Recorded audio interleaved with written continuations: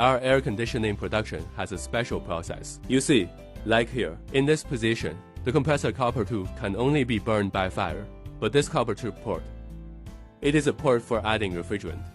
Refrigerant is added here. It can have a fire at this time.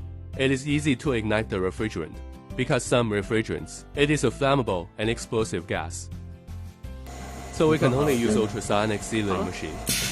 Suitable refrigerant gas R22, R134, R600, R290, R32, R410. HVAC copper tube diameter 5 to 10 millimeters, thickness 0.4 to 1.0 millimeters. The gas utilization rate has increased by 25%.